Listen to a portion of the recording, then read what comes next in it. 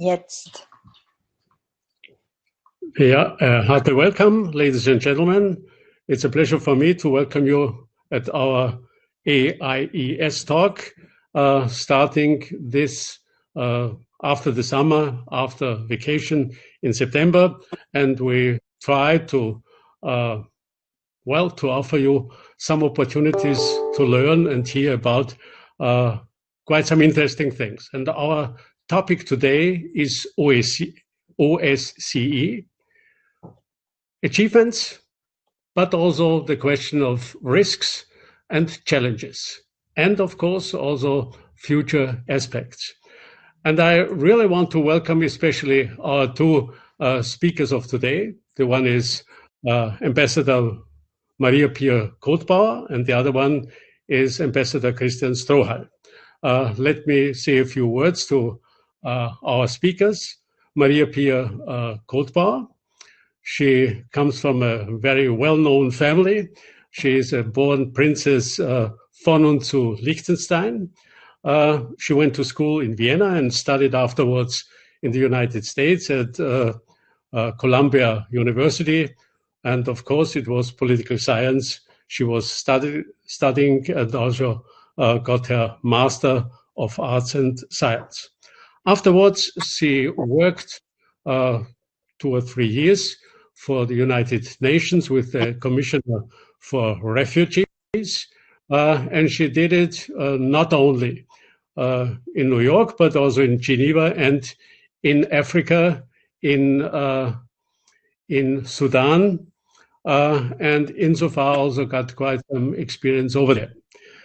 Yeah, afterwards she worked for an NGO, and since 1989, she joined the diplomatic service of her country. She joined from the beginning the delegation for KSCE, and insofar has an experience of more than 30 years of development of this process, of the Helsinki process of CSCE, and afterwards OSCE. She was not only a member of the delegation, she became the head of it. She became ambassador from Liechtenstein to Belgium and to the European Union. And in 2007, she became ambassador to Austria in Vienna, and also afterwards for the Czech Republic, and of course the international organizations in Vienna. It's a specific pleasure that she was ready to talk about her experience about OSCE with us today. The other one is Ambassador Strohal. I'll make it a little bit shorter with him, you know. He is one of the most experienced multilateral diplomats we have in Vienna. He studied in Vienna, but also in Great Britain and in Switzerland. He got his doctorate at the University of Vienna, and he joined very quickly also the Foreign Service of the Austrian state. He was from the beginning more or less most of the time in the multilateral divisions and tasks. He was, for example, the ambassador for the Vienna World Conference on Human Rights. He was the human rights director in the Austrian Ministry of Foreign Affairs. Then he was responsible for disarmament and human affairs also in Geneva and in many other functions. He became the permanent representative of Austria for OSCE and also the special representative for Austria's OSCE presidency in 2017. Insofar, his experience is very similar. It's not only multilateral, but especially also especially oriented to OSCE. Why do we talk today about OSCE? Well, it's around about 25 years. At the 1st of January 2020, it was exactly 25 years that OSCE became officially in function. The process, of course, is much, much longer. It goes back to the 1970s of the last century. It was an initiative started in Moscow, and it was successful, the so-called Helsinki process, and afterwards OSCE. And my first question goes to Ambassador Kothbauer, and my first question is, how do you see OSCE's achievements, but also its role and its importance for European security and stability? Thank you, Minister Fasslabend, for the kind invitation. It's really an honor to speak today at this panel at the Austrian Institute for European and Security Policy that does so many interesting conferences. I think it's very topical to talk of the OSCE these days for many reasons, and I think we'll have the opportunity to dig into this a bit later.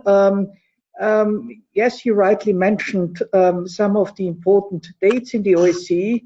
I think we are now 45 years after the creation of the process, and you are very right to emphasize that also the OSCE is very much of a process. It's an ongoing process, and I think this is always important to bear in mind. I would also mention this year the Paris Charter. We have last year commemorated the fall of the Iron Curtain, which I think was a very important moment for all Europeans, and particularly to the OSCE or the CSC area at the time.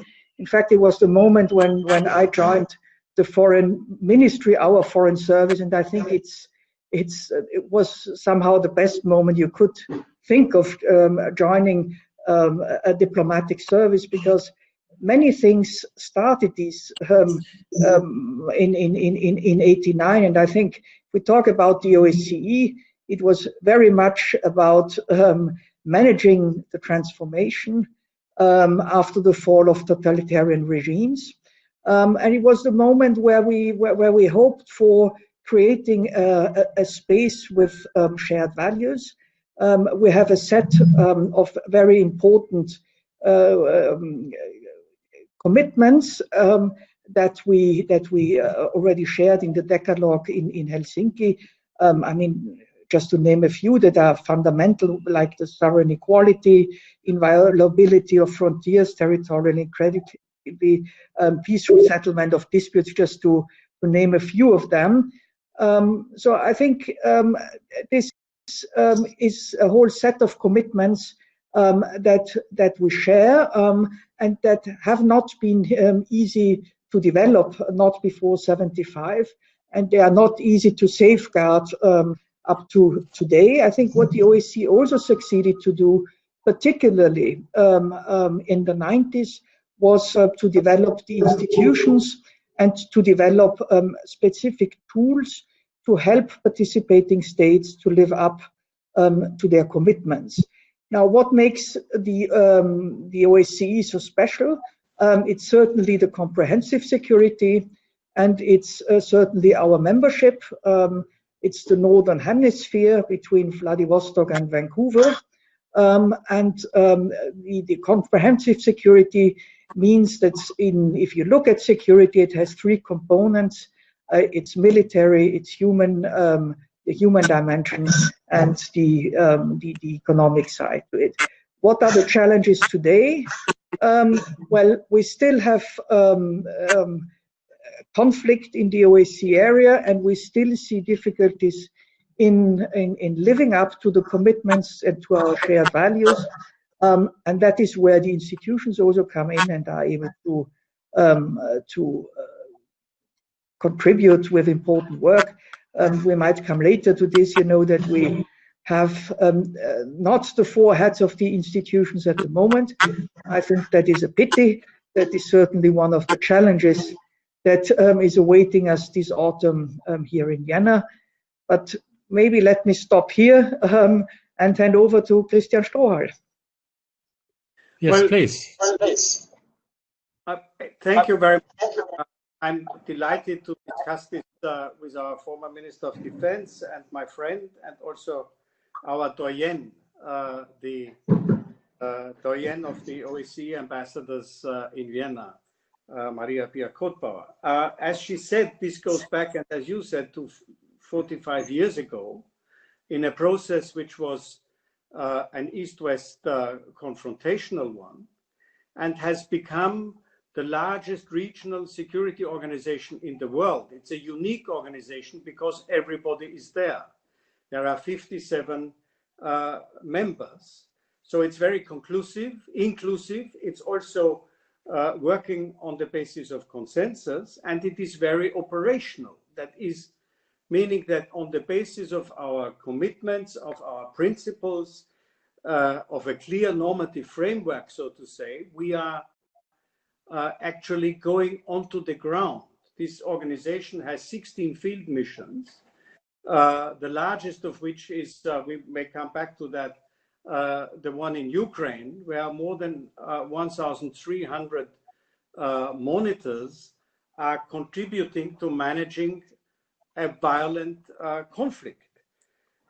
And so the achievements are quite clear. I think because you asked what are the challenges, I would like to add one, which is this fact that we have a leadership crisis because countries couldn't agree on the 4 leadership functions is just a reflection of an overall malaise of maybe a lack of a sufficiently strong sense of ownership for this organization.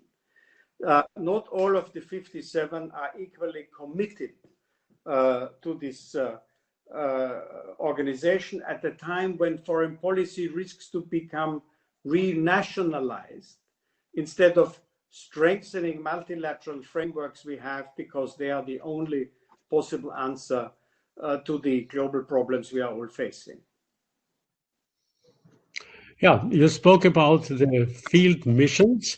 I mean, if we look at the missions going on and the ones from the past, you could say most of the missions happened in Central Asia or in Southeast Asia. Is this maybe a reason that the field missions are concentrated in 2 specific geographic areas? Do you think it should be broadened? Also, not only the missions, but maybe also the tasks should be widened for the future? Are you asking me? I think we are having field missions in countries where there is a reform process going, which needs to be supported. So, right, it's Southeastern Europe and the post-Soviet space mainly, but there is a lot of field activities without necessarily a mission on the ground. And of course, the most well-known field activity of the organization is election observation, and that takes place in all countries, East and West, North and South. So there is no selectivity in election observation, and I think that's important to to show that countries are engaging with each other on this as well as on many other important subjects.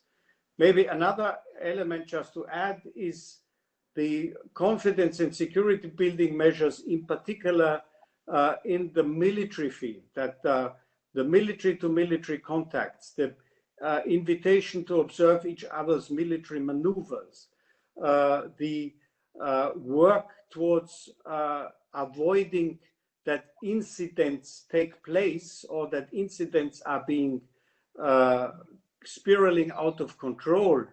All of this is covering the whole region from Vancouver to Vladivostok, as they say. Mm-hmm. Yeah, may I ask a question maybe to Ambassador Kothbauer? You come from a rather small country, but on the other hand, economically important country. And my question would be, already the CAC process had 3 baskets, and also OSCE has 3 dimensions. On the one hand, the political military dimension, an economic environmental dimension, and also this human dimension. Do you think that the economic dimension could or should be strengthened in the future? Is it a necessary dimension, or is it rather covered by other organizations? Well, I think you are absolutely right. This is an important dimension, and I think it might not be as important, or it might not have the same importance to all 57, but that doesn't make it less important for the multilateral process in the OSCE as such. It has been, and you mentioned the beginning of the CSC, it has been always there, and I think it has been there for a very good reason. And over time, it has, of course, changed its importance.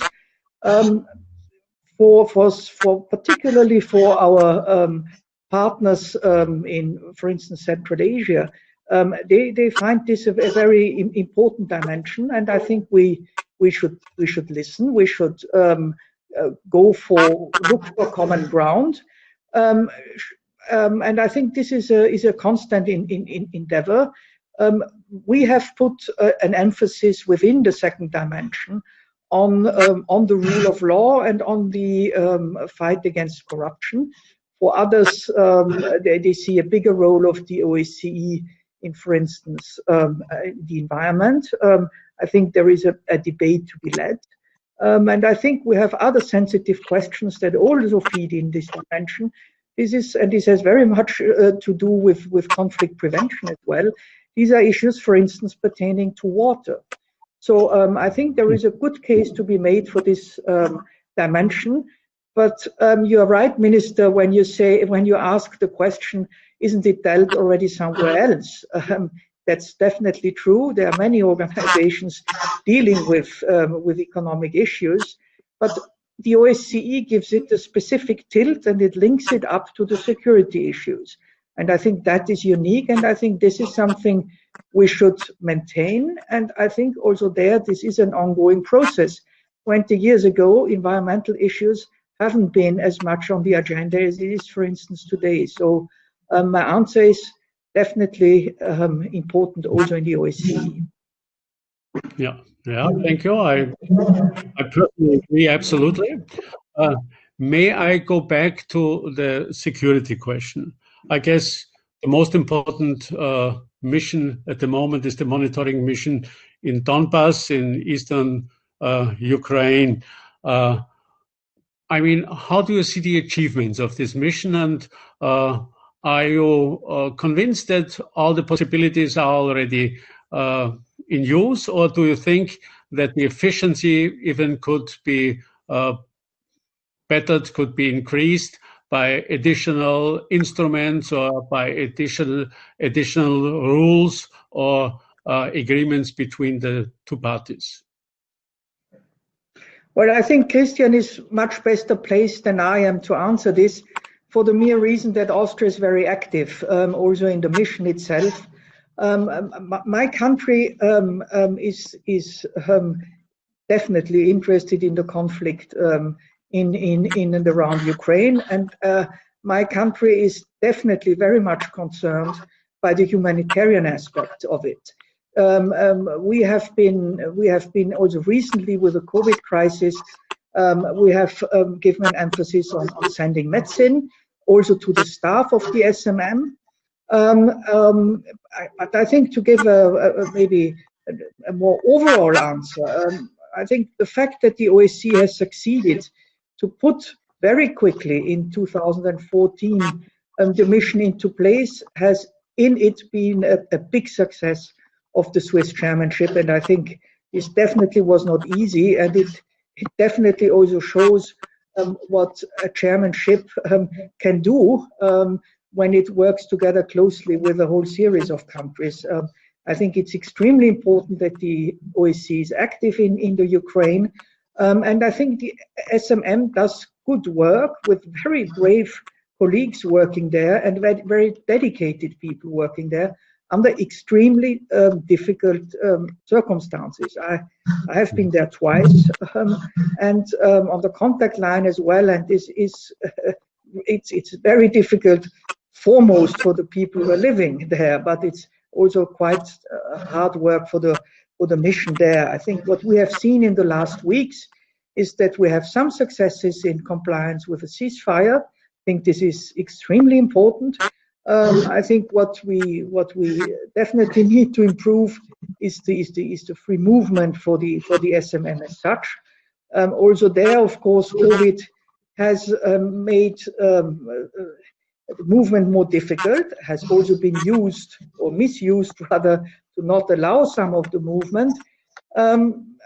So I think, can we do better? Can we be more efficient? I would leave that up to Christian. I think the best efficiency is if both parties implement what they have agreed to. It's maybe a simple answer, but I think it's also important to make this point. Yeah, thank you. Christian, please. Well, I think Ambassador Kothbauer said it all, really. I think the key word I would take from her are two: the ceasefire and the humanitarian concerns.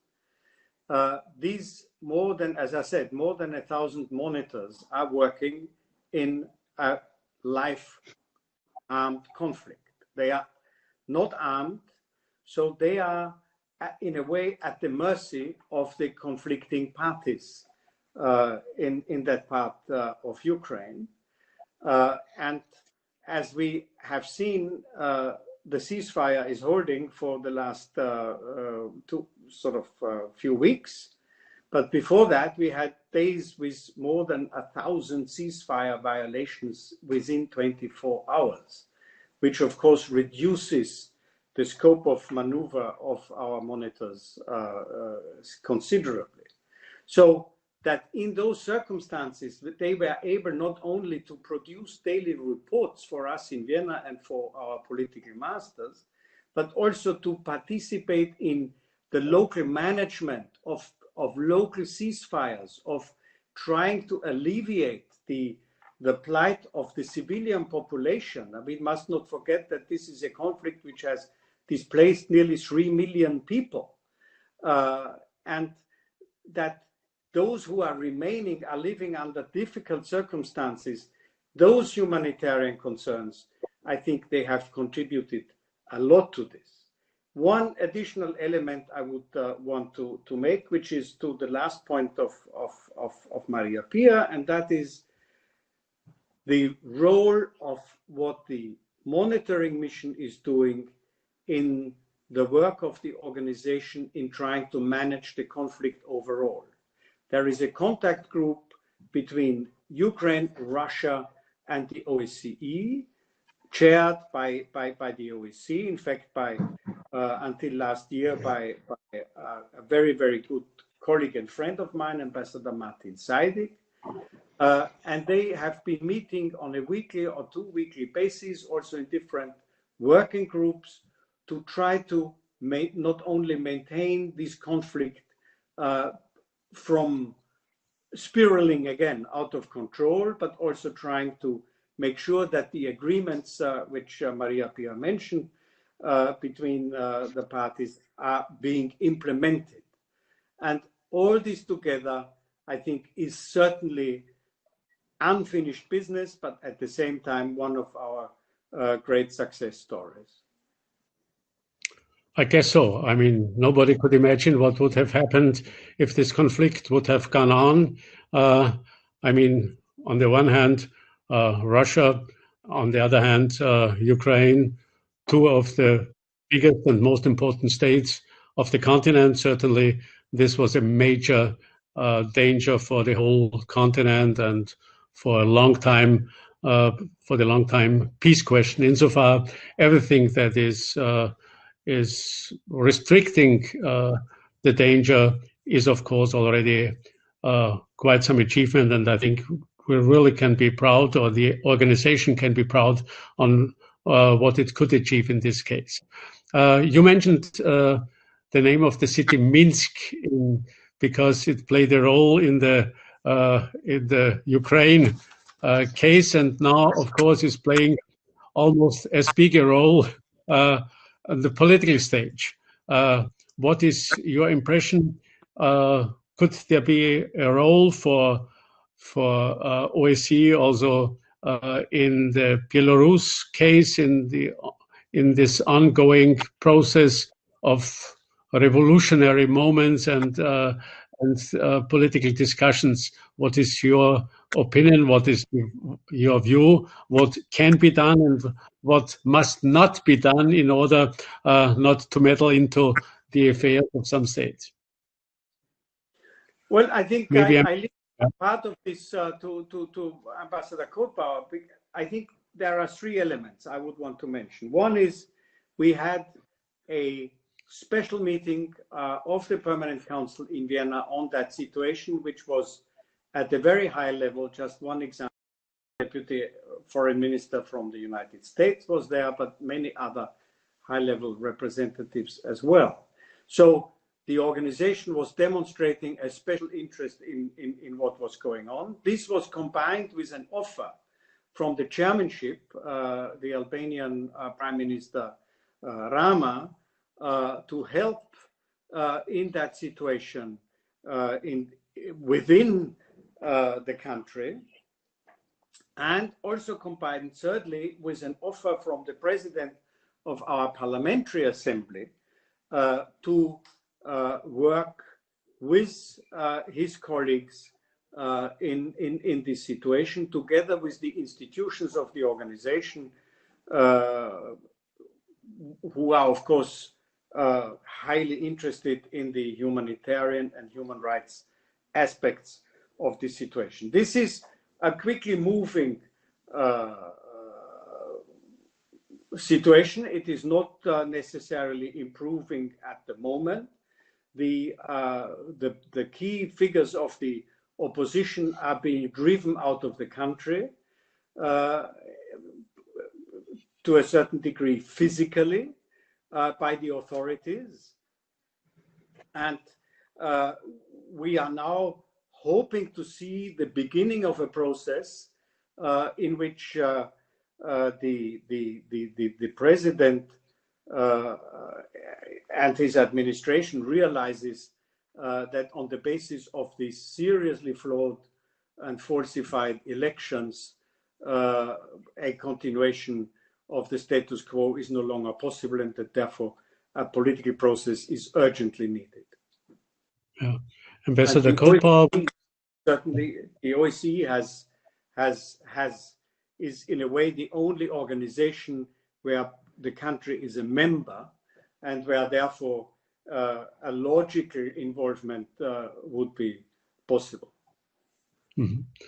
Yeah, Ambassador Kothbauer, what is your consideration and your view? Well, I think, yeah, I think the OSCE has reacted swiftly. It has done what it does under these circumstances, is to meet, and it has been given a lot of attention by the participating states, also level-wise, also headquarter-wise. I mean, it's not something that only has been considered by the ambassadors in Vienna, but very much also by headquarters. So I think this is an important step. Ambassador Strohal, I think, has made all the points that need to be done in this context. I mean, the toolbox of the OSCE is very rich, particularly for circumstances like these ones, to help out. And I want to make maybe one comment. I have always noticed that the Belarusians take the CSE and the OSCE extremely seriously. They have always sent very high-level ambassadors, former vice foreign ministers, to the OSCE. They have been candidates for the institutions. They know the OSCE extremely well, and they know the values of the OSCE, and I think there is a good reason they have paid so much attention to the OSCE. The OSCE and its tools are an offer. These are tools. These are cooperative tools, and I hope that Minsk takes advantage of this toolbox that it knows very well, because I think it definitely can be can be useful now. I think there is one thing to be said is that the Belarusians in Vienna have not said that they didn't want an OSCE involvement. What they told us up to now is that they don't see the time ripe for it, or they don't see it that it should be happening this very moment. So I think we should keep on the dialogue with them and make sure that they see the help we eventually can give them. Mm-hmm. Yeah. On the other hand, also the question is the OSCE mature? Is it ready for such a question due to the fact that it is somehow in a situation of crisis due to the fact that the personal baggage was not agreed? There were 2 or 3 countries against it. Do you see a solution? What are the reasons, the silent reasons maybe behind it? Can we solve this problem within the coming few weeks?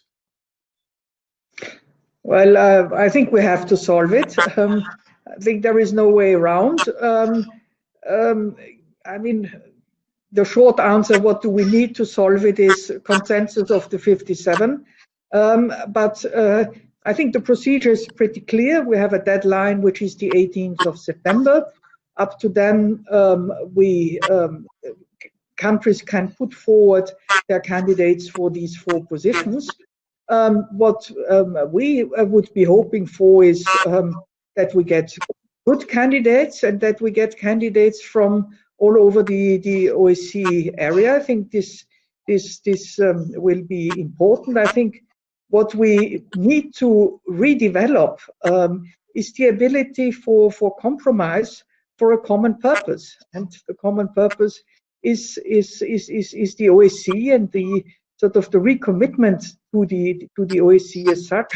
I think is important. I mean, I don't see it so much as a. I mean, I don't see it so much as a crisis of the OSCE as such. I think it's more a collateral consequence of what is going on in other sort of geopolitical tensions. So of course, it also reflects in the OSCE. I mean, I asked myself whether COVID played a role as well. The fact that we couldn't meet for processes like this, it's important to meet in person, and this has been very much hampered in the spring. But I think what we need is good candidates and the ability to make compromise for the common purpose. Yeah, Ambassador Strohal, I very much like this approach of Maria-Pia, sort of looking forward, how to solve it. I still think it is a crisis. If I remember 3 years ago, it took the Austrian chairmanship a major effort to manage consensus around these 4 personalities who filled these positions. So the starting point was that they would be simply prolonged this year after 3 years, because the process is complex, but primarily, of course, because they have been doing an excellent job, all 4 of them. What turned out to be the case is maybe that at least 2 of them have been doing their job too well in the eyes of a few delegations who felt that the message they were hearing from particularly the Office for Democratic Institutions and Human Rights and from the representative on freedom of media were not to their liking. So if the message, which is a reflection of how they see the situation in particular countries, is not good, I don't think one should shoot the messenger, but one should heed the message and maybe look at the concrete issues at hand. And so I would agree very much with Maria-Pia that it is crucially important that we are now quickly filling these positions, finding good candidates and working on a quick consensus around them so that these positions can be filled. In particular, as two of them are essentially ad personam mandates, the High Commission on National Minorities and the Representative on Freedom of the Media don't have deputies. So they are in a way a personal role which cannot easily be filled by their respective offices. Yeah, thank you very much for this analysis. At the beginning of our discussion, you talked about the lacking ownership of this organization, maybe. And if I look back to the Munich Security Conference, I think it was 2007, when Putin made his big speech, he also criticized OSCE and more or less said, okay, it has developed too much into an organization that is executing Western values or something like that. Do you think that Moscow still is interested in this organization and in the efficiency of this organization? I know it's a sensitive question, but I think it is a very important question because Moscow was at the start of this process and, of course, is one of the most important, it's the biggest country, one of the most important countries anyhow. And insofar, how do you see this? Well, I mean, I think... No, please. Yeah. Bitte, Christian. I think the interest of Russia in this organization is beyond doubt. The Russian foreign minister is the most faithful of all foreign ministers in attending the annual ministerial meetings. He has a detailed knowledge about the organization, and they are actively involved in every discussion which is taking place in this organization. I think where we are parting our ways to a certain degree is when we see that fundamental principles of the organization are being violated, principles which everybody has agreed upon, and for which the organization is in a way a guardian to ensure their implementation. In a way, this is a little bit what I said before. If the message from the organization is we need to go back to implementing our principles and commitments, you should not criticize the messenger, but you should heed the message. Mm-hmm. Yeah. Ambassador Kothbauer? I would have made very much the same point. The Russian delegation is one of the largest by far in the OSCE, and they contribute to every dimension, to every meeting. So I think there is certainly, so to say, a big Russian operation in the OSCE. Where we differ is on where should be the priorities in the OSCE. The Russians would like to see more dialogue and more dialogue maybe on different issues than we do. But I think the OSCE is also very valuable for the Russian Federation, also because of its comprehensive membership. I think definitely this is a very important point, and I think yes. And maybe one more point or two more points. I think that this is not so much about Russia when I talk about ownership. This is about delegations who one could argue are pursuing a single issue, their particular pet project in a multilateral framework where everybody has their projects. And so in an organization with as broad a security concept as we have, it is only natural that we also have a broad agenda. And secondly, as this is an organization working on the basis of consensus, consensus has to be built. Consensus does not happen by itself.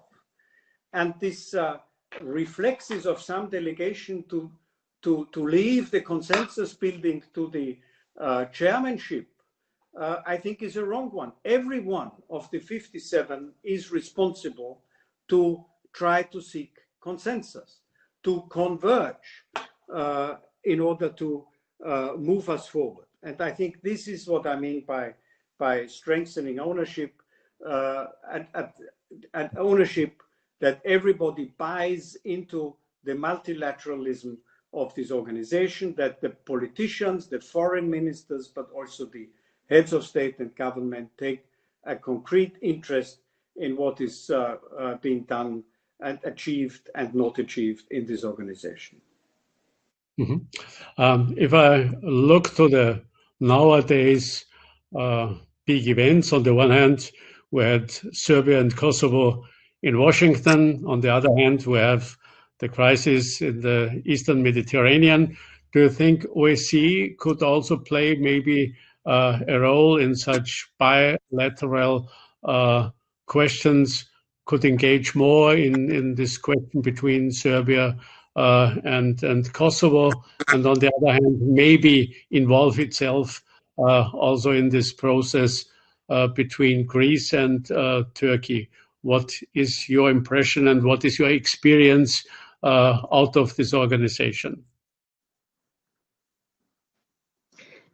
Well, the OSCE is very active in the Western Balkans and has very important missions.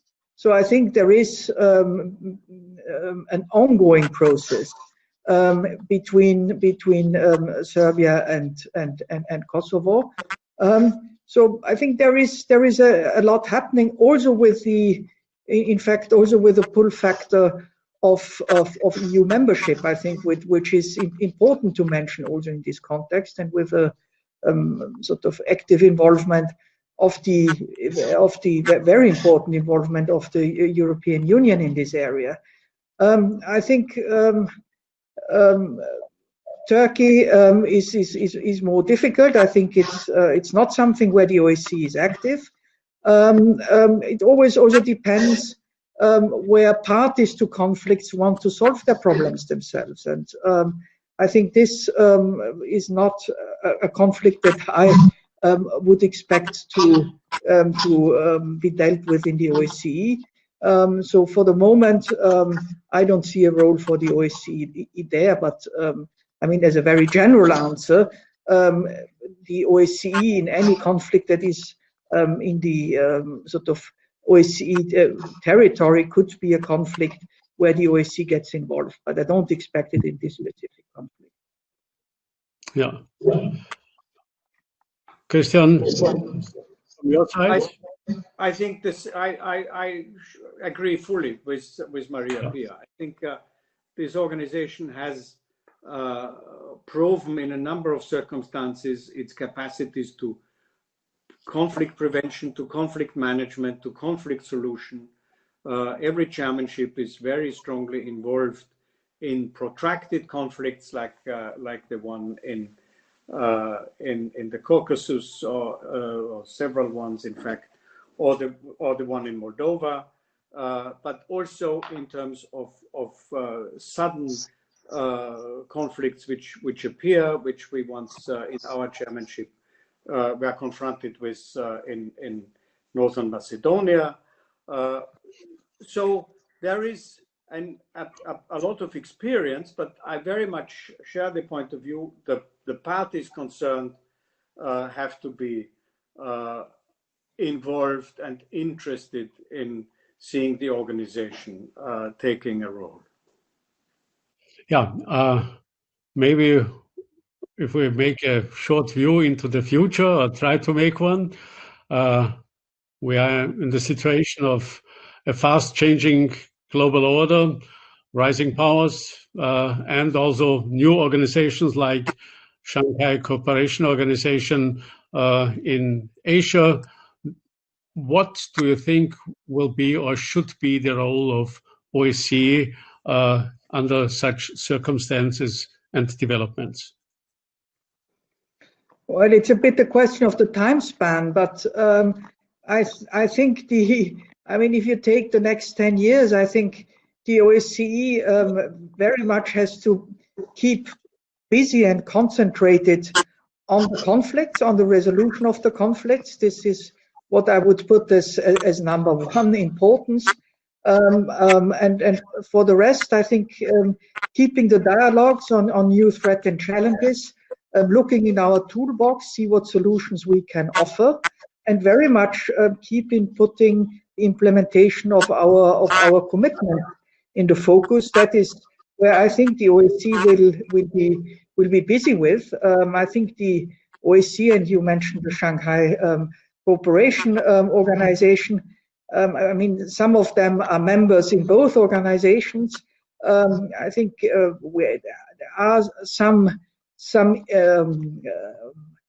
points where we also share the same aims. If you look at terrorism and security and so on, I think both organizations put very much in their focus something that is extremely important, and that is building trust. I think this is something we definitely need, and I think there is an important. I think there is one important difference between the two organizations, and that is the non-interference is something that is in internal affairs, is something that is of very much importance to the Shanghai Cooperation Organization. In the OSCE, we see human dimension issues, human rights issues as something that is of direct concern to the people of a country, but also to the other participating states. And I think that just shows that we are constructed as a very deep-rooted, value-based organization. So I think there we might have sort of different areas where we work, but the Chapter 8 by the Charter of the United Nations has given an important role to international to regional organization in terms of pursuing the aims of the United Nations. And I think both organizations can do important work. And I think one of the, if you ask of what is our future work, I very much would think that it is important to show that multilateralism is the path to pursue to solve tomorrow's problems. And there, I very much hope that the Shanghai Cooperation Organization, as much as us, can contribute to this. Yeah, Chrisitan Strohal. Yeah, maybe just adding 3 points. As always, I agree with Maria-Pia. I think the starting point is to continue to accompany the implementation of all the commitments we have agreed among ourselves. That is unfinished business by definition, and that needs this organization to move implementation forward. The second point I would is new security challenges. The security environment is changing, and we have challenges which we didn't have 20 or 40 years ago. Let me mention two. One is cybersecurity. Security in the cyberspace. This is an area where the OSCE has started to work very concretely, but also in terms of trying to develop confidence-building measures among the participating states.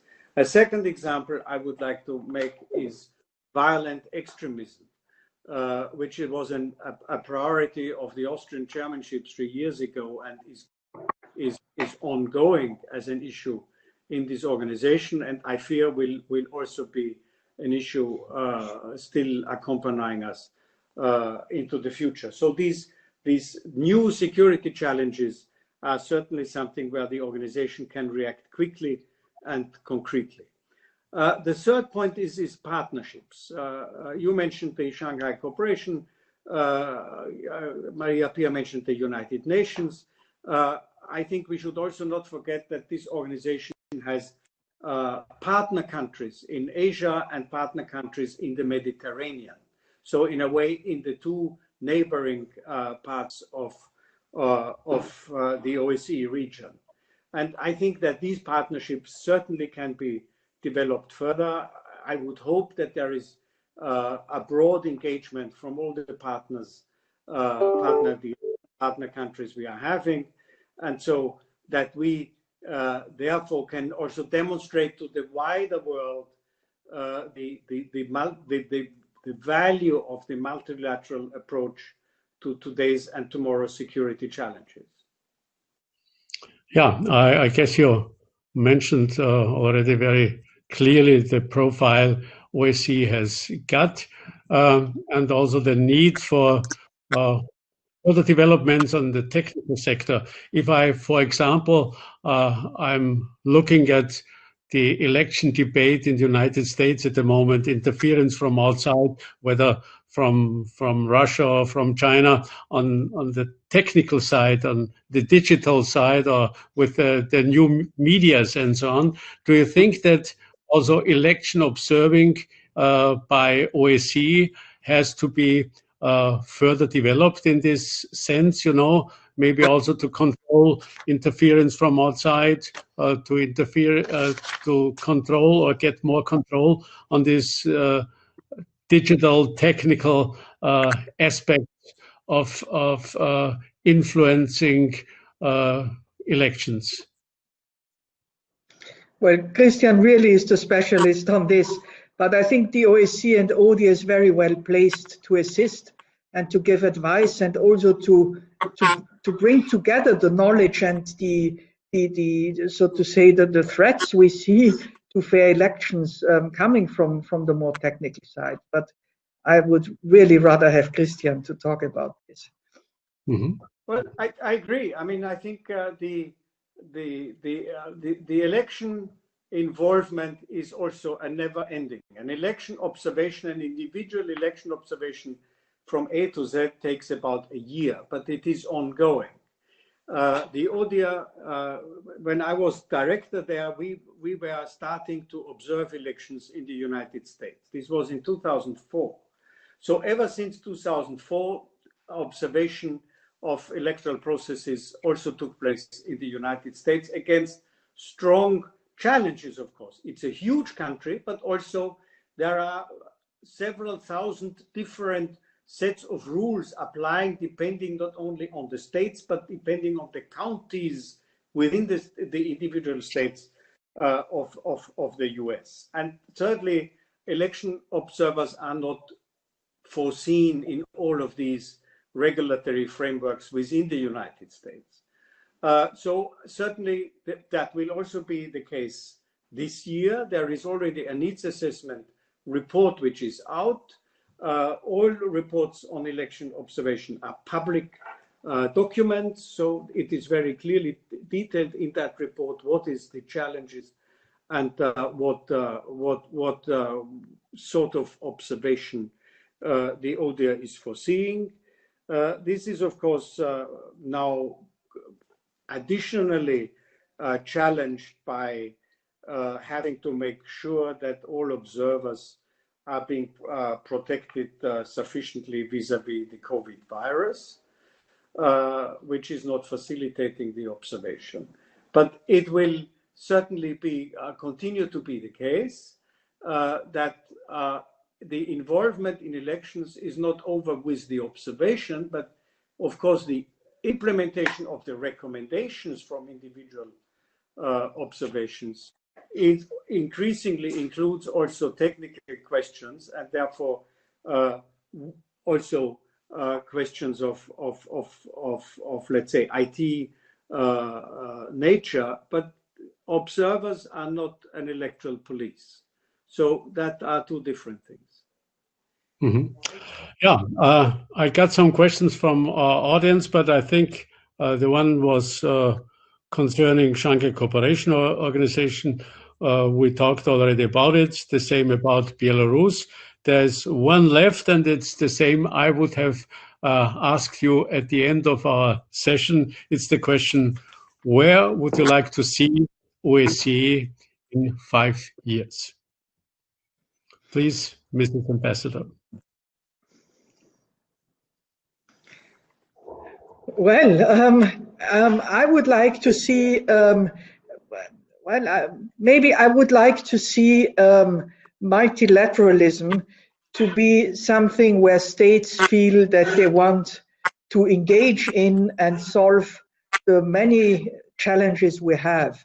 And I think as a multilateral organization, and we have discussed what the specifics are of the OSCE, I would very much hope that the OSCE is seen by all its 57 stakeholders as an useful tool to meet the challenges we have, and we have a lot of challenges.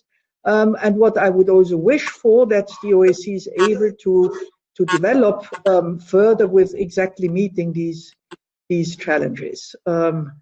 That's what I would hope for. Mm-hmm. Thank you. And I think that is certainly true. I would also add that when we talk about all 57, we especially mean the big countries who are facing always the temptation of going bilateral, or of what I said earlier, renationalizing foreign relations. I think multilateralism is the only possible answer to finding effective solutions to our problems.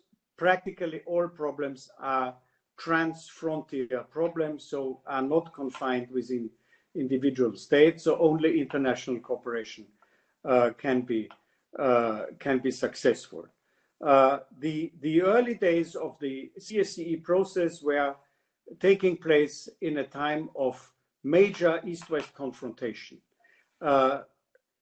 People realized they had to work together to overcome the confrontation and to avoid it from getting worse. And I think that is the sort of spirit which we need, the cooperative spirit, that we do have to work together, particularly over issues where we not necessarily agree.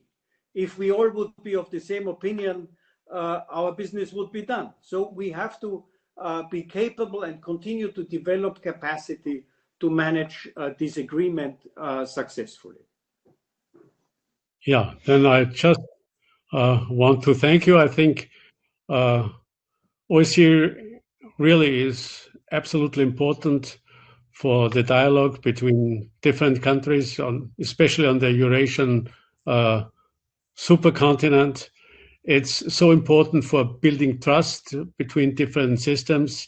And what I see, this will not end very soon, but we will need it especially in difficult situations. And therefore, also the tenacity behind this process certainly is extremely important. Ambassador Kothbauer, I want to thank you so much for your readiness and also for your openness and your clear answers, and the same, Ambassador Strohal. It was a pleasure to talk about this organization, and all we can do now is hope that the development will go on very fast, that we will find good solutions for the open questions, for the open problems, and that OSCE can contribute quite a bit also for future challenges for our countries, but for the whole continent. Thank you so much. And it's my pleasure also to announce future activities from our institute. We will have also a live and live stream conference on the 21st of September. We will organize it in Diplomatic Academy on the question of world power China. The former Foreign Minister Kari Kneißl, the former Vice Chancellor Hannes Androsch, and some others will take part.